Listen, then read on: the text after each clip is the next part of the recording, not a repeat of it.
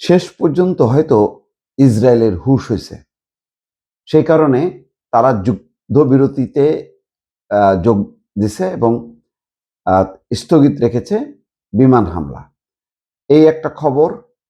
আর শেহবাজ শরীফ পাকিস্তানের প্রধানমন্ত্রী বলেছেন যুক্তরাষ্ট্র ইরানের যুদ্ধবিরতি তাৎক্ষণিক কার্যকর, অর্থাৎ এখন যুদ্ধবিরতি কেউ এটা লঙ্ঘন করতে পারবে না। অন্যদিকে বলা হচ্ছে যে যুদ্ধবিরতির পরও কঠোর বার্তা দিল ইরান, আর ট্রাম্পকে ক্ষমতাচ্যুতির ডাক, একটা সংগঠন ক্ষমতাচ্যুত করার জন্য ডাক দিছে। তো আগে দেখি ইসরায়েল তো মানে বেপরোয়া, কাউকে মানে না। এখানে বলা হচ্ছে যে যুদ্ধবিরতিতে যোগ দিয়েছে ইসরায়েল, এবং এই যুদ্ধবিরতি কিন্তু লেবানন পর্যন্ত বিস্তৃত, যে কোথাও কোনো হামলা করা যাবে না। একই সঙ্গে আলোচনার সময়কালে দেশটি তাদের বিমান হামলা স্থগিত রাখতে সম্মত হয়েছে। ইসরায়েল বিমান হামলা করবে না। মার্কিন প্রেসিডেন্ট ডোনাল্ড ট্রাম্প ঘোষিত এই যুদ্ধবিরতির অংশ হিসেবে ইসরায়েলের এই সিদ্ধান্ত এসেছে বলে জানিয়েছে হোয়াইট হাউসের এক জ্যেষ্ঠ কর্মকর্তা। এর আগে ট্রাম্প ঘোষণা দেন 2 সপ্তাহের জন্য ইরানের উপর বোমা বর্ষণ এবং হামলা স্থগিত রাখা হবে।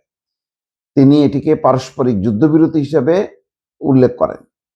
তবে এই যুদ্ধবিরতির শর্ত হিসেবে ইরানকে হরমুজ প্রণালী সম্পূর্ণ নিরাপদ এবং তাৎক্ষণিকভাবে খুলে দেওয়ার বিষয়ে যুক্ত করা হয়েছে, এবং সেটা মেনেও নিয়েছে ইরান। সময়সীমা শেষ হওয়ার প্রায় 1.5 ঘন্টা আগে এই সিদ্ধান্ত আসে, যা চলমান উত্তেজনার মধ্যে কূটনৈতিক অগ্রগতির ইঙ্গিত হিসেবে দেখা যাচ্ছে। অর্থাৎ ট্রাম্পের যেই আজকে বাংলাদেশ সময় ভোর 6টা পর্যন্ত ছিল, তার 1.5 ঘন্টা আগে এই নাটকীয় সিদ্ধান্তটা আসে, এবং সাথে সাথেই তার ইতিবাচক প্রতিক্রিয়া দেখা গেছে। তেলের দাম কমতে শুরু করেছে এবং শেয়ার বাজার ঊর্ধ্বমুখী হয়েছে। এদিকে কঠোর বার্তা কি? যুক্তরাষ্ট্রের সঙ্গে 2 সপ্তাহের সাময়িক যুদ্ধবিরতি সম্মত হলেও নিজেদের কঠোর অবস্থানের কথা পুনর্ব্যক্ত করেছে ইরান।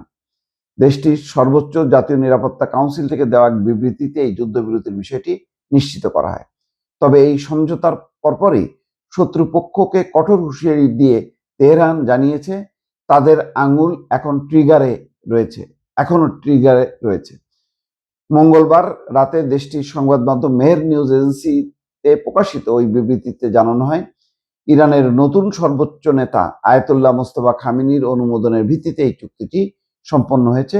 বিবৃতিতে বলা হয়, আমেরিকানদের প্রতি চরম অবিশ্বাস নিয়েই ইসলামাবাদে এই আলোচনার টেবিলে বসতে যাচ্ছে ইরান, আর এই আলোচনার জন্য বরাদ্দ করা হয়েছে মাত্র 2 সপ্তাহ। তবে 2 পক্ষ একমত হলে এই সময় আরো বাড়ানো যেতে পারে। এই সন্ধিক্ষণে আমাদের জাতীয় ঐক্য অটুট রাখা এবং বিজয়ের আনন্দ পূর্ণ শক্তিতে উদযাপন করা মানে অত্যন্ত জরুরি। এই আলোচনা আসলে যুদ্ধক্ষেত্রের লড়াইয়ের এক ধারাবাহিকতা উল্লেখ করে বিবৃতিতে বলা হয়, তাই সাধারণ মানুষ থেকে শুরু করে বুদ্ধিজীবী, রাজনৈতিক দল সবাইকে এই প্রক্রিয়ার উপর পূর্ণ আস্থা রাখতে হবে, কারণ এটি সরাসরি বিপ্লবী নেতৃবৃন্দ এবং রাষ্ট্রের সর্বোচ্চ মহলের তত্ত্বাবধানে পরিচালিত হচ্ছে। বিবৃতিতে বলা হয়, এই সময় কোনোভাবেই বিভেদ সৃষ্টিকারী কোনো মন্তব্য করা চলবে না। যদি আলোচনার মাধ্যমে রণক্ষেত্রে শত্রু এই নতি স্বীকারকে একটি চূড়ান্ত রাজনৈতিক বিজয়ে রূপ দেওয়া সম্ভব হয়, তবে আমরা সবাই মিলে এই ঐতিহাসিক সাফল্য উদযাপন করব। আর তা না হলে ইরানি জাতির প্রতিটি দাবি আদায় না হওয়া পর্যন্ত ময়দানে কাঁধে কাঁধ মিলিয়ে লড়াই চালিয়ে যাব।